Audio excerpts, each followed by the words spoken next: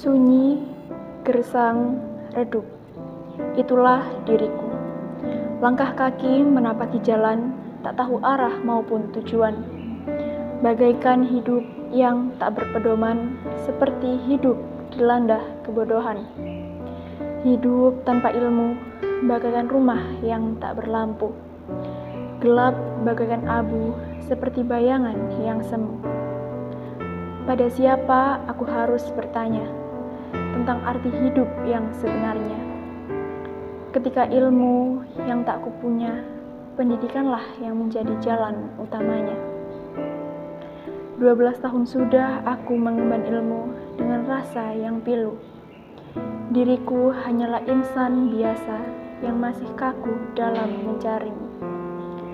Aku harus bangkit, dan bangkit demi sebuah kemenangan yang sejati.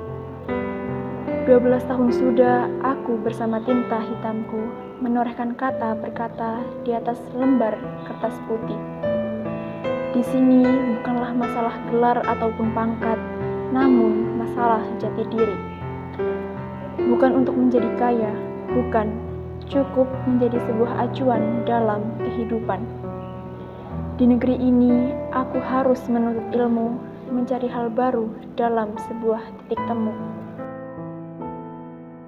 Tinta hitam yang kubawa bersama setumpuk buku kini menjadi saksi bisu dalam perjalananku. Mencapai nilai sempurna bukanlah hal yang mudah. Tidak cukup dengan membaca maupun menulis. Tak perlu bersandiwara untuk menjadi seorang perwira. Benar, aku memang harus giat. Giat untuk sukses dalam sebuah kiat-kiat. Jangan biarkan otak kalian membeku hingga menjadi abu. Asahlah layaknya sebuah pisau yang tajam. Yakin bahwa masa depan ada di depan mata. Mereka bilang buku isinya hanya sebuah coretan pena. Mereka bilang aksara dalam buku itu hanyalah kata-kata belaka. Mereka bilang menjadi perwira tak harus pintar segalanya. Sedunia ini setengah manusianya telah menutup mata dan telinga. Mereka bilang menuntut ilmu haruslah sejauh mana, karena tetaplah Tuhan yang mengatur sebagaimana mestinya. Kau lupa atau bagaimana? Tuhan juga tidak buta tentang siapa yang mau membaca dan yang hanya mampu membuka saja. Begini, kalau hidup pada dunia yang keras tanpa ilmu, lantas bagaimana nasib anak cucumu?